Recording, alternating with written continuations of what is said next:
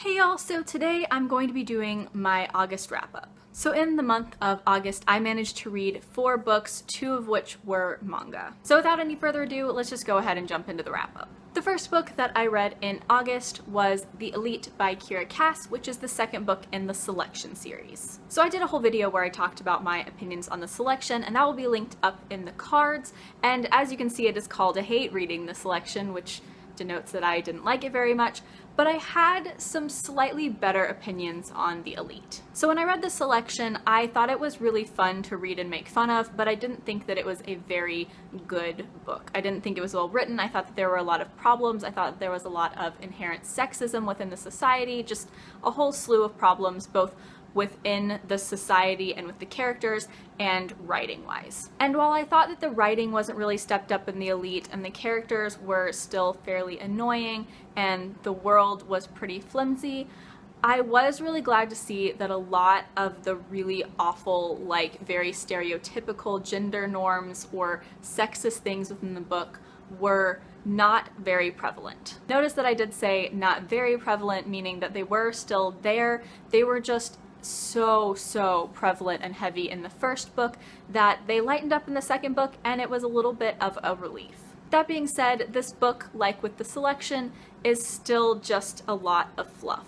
Like with the Selection, I didn't think that there was a ton of substance to it. I still didn't think it was very well written, but it was still fun to read and laugh at and make light of. That being said, due to that slight step up in quality, I did end up giving it a very low 3 out of 5 stars. I believe I gave it 6 stars out of 10. I definitely don't recommend this as a super high quality dystopian novel or even a well-written dystopian novel, but it is really fun to read and kind of laugh at in the same way that most people watch The Bachelor. So the next 2 books that I read in August are actually a duology, so I'll go ahead and talk about them in one fell swoop, and that is the Orange manga series by Ichigo Takano. I believe that originally the series was released in 5 volumes, but I have the 2 volumes of the complete collection. So in this story, our main character gets a letter in the mail, and it essentially says that it is from her in the future, and it gives her all these things that it says will happen on this day. The letter explains that she and her friends are going to meet this new student that day,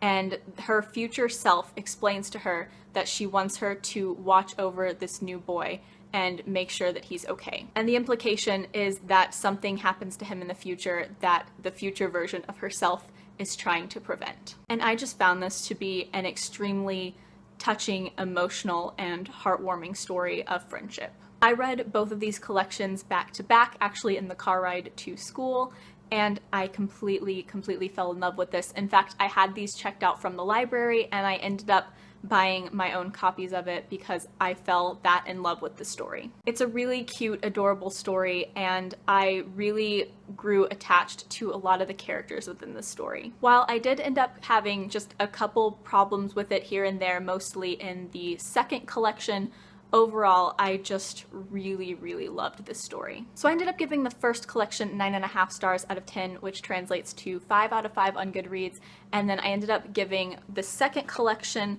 4 out of 5, which I believe out of 10 was either 8.5 or 8. Like I said, overall, I love this series, but I did have a couple problems with this second volume or collection, and that's why it got a slightly lower rating, even though I really enjoyed reading it and I really fell in love with it. And finally, the last book that I read in August was Coda by Emma Trevane. This is a dystopian novel set in a society where music is kind of a drug. People have these implants put into their ears that give them kind of a high when they hear this government-sponsored music. And because this government-sponsored music is like a drug, any other form of music is illegal. So someone can't just pull out a guitar and start playing because that is breaking the law, and there are some serious consequences to that. But our main character, Anthem, is in a band straddling this line between being a good citizen and taking care of his siblings and having this deep-rooted love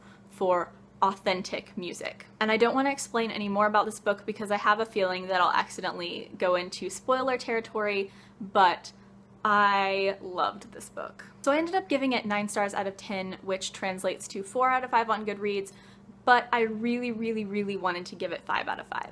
Essentially what stopped me is that I felt that although I really loved the book and I enjoyed its plot, I did feel like the plot was a little bit predictable. Even though I didn't mind the fact that I kind of knew where it was going, I mostly knew where it was going. There were maybe one or two things that surprised me, but overall I could see its trajectory from the first 20 pages. But that being said, I absolutely fell in love with this book. For some reason, I keep wanting to equate it and compare it to Nick and Nora's Infinite Playlist, the movie. And I don't know why, because there really aren't that many similarities other than an obsession with music, but I just keep equating them in my mind for some reason. Maybe they give me similar vibes, but other than that and the music aspect, they're really not that similar. However, if you are into the movie Nick and Nora's Infinite Playlist and you love dystopian novels, this might be up your alley because, like I said, it just keeps reminding me of that movie for some reason. And notice that I'm saying the movie and not the book because I did not enjoy the book very much.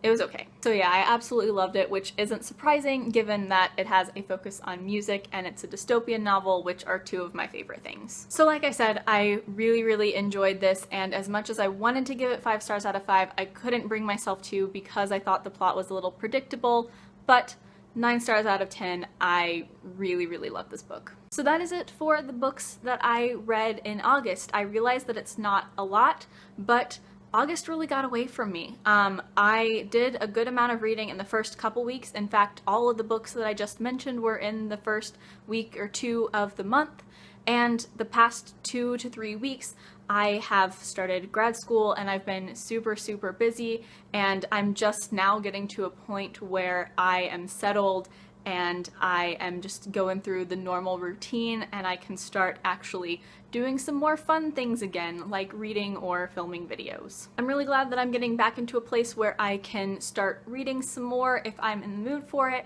but like I said, these past couple weeks have been pretty hectic. Let me know down in the comments what your favorite book was that you read in August. Mine was probably the Orange manga series, followed very closely by Coda. Also, let me know down in the comments if you have read any of the books that I talked about today and what your thoughts are on them. I would love to talk to you guys about them, especially Orange and Coda, because those are pretty under the radar books, I think. So I would love to talk to some other people who have read them and have opinions on them. As always, I will leave links down in the description to my blog, Twitter, and Goodreads. Please add me as a friend on Goodreads. I would love to be friends with all of you. Like, comment, subscribe, all that jazz. Thank you so much for watching.